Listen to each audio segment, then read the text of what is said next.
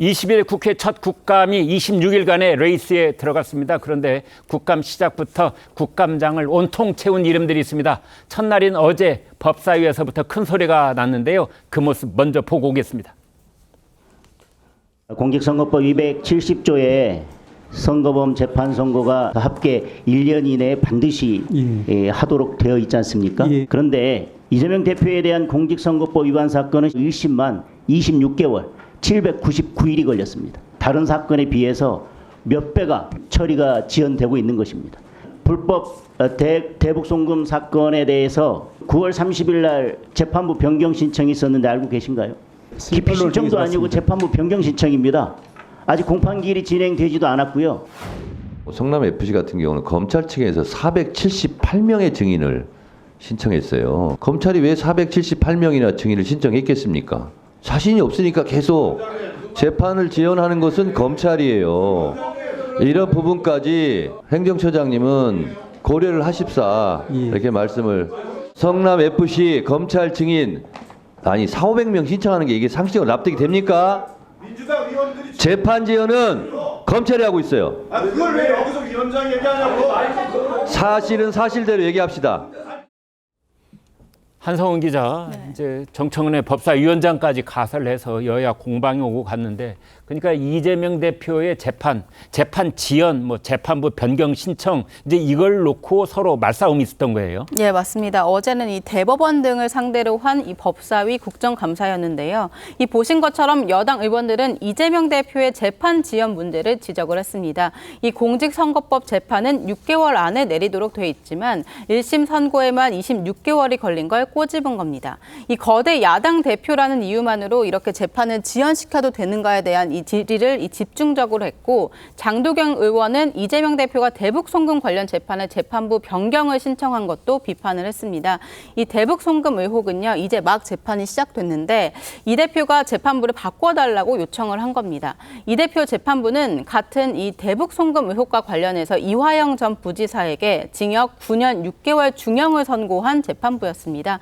이 대표는 처음에 이 서울에 재판받게 해달라 이렇게 요청을 했다가 안 되니까 이 재판부를 아예 바꿔달라고 한 겁니다. 이 절차 때문에 아직 이 공판 준비 기일 절차고요.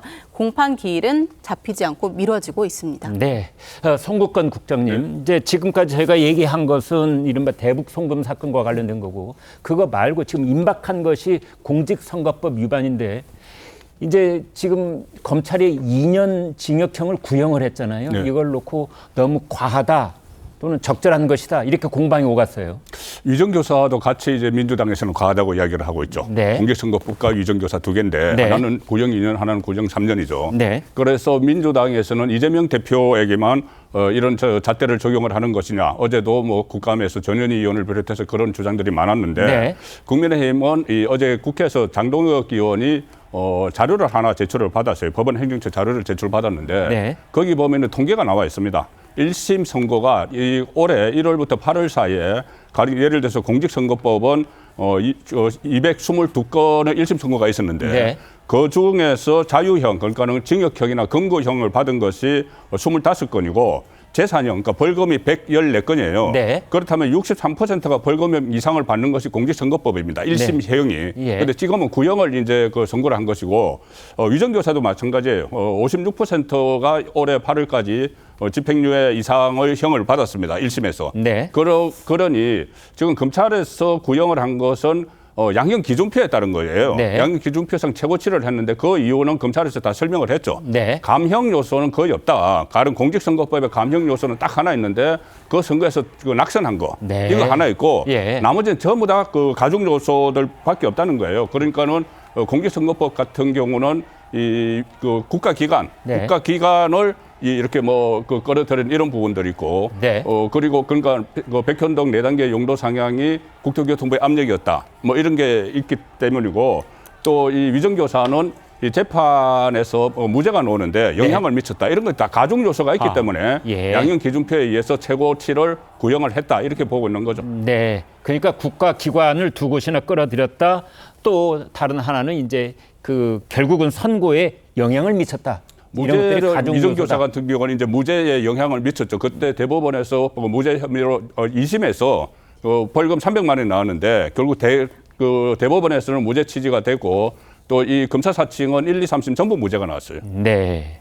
박영찬 위원장님. 예, 그 방금 전에 방송에서 정청래 위원장의 발언, 네.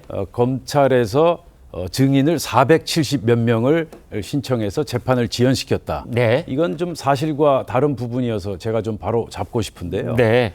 사실 불가피한 측면이 있었습니다. 성남 FC 사건의 경우 검찰에서 기업과 성남시 간에 주고받은 이메일, 네. 또 공문서 네. 이런 것들을 재판정에 증거로 제출했는데 네. 피고인 측에서 예. 동의하지 않아서 증거로 채택되지 못했습니다. 네. 현재 그 형사소송법에 보면 피고인이 부동의한 네. 증거는 사용할 수 없다라는 규정이 있어요. 아, 네. 예, 그래서 공문서와 각종 이메일이 증거로 채택되지 못했어요. 네. 그러니까 검찰의 입장에서는 어떻게 하겠습니까?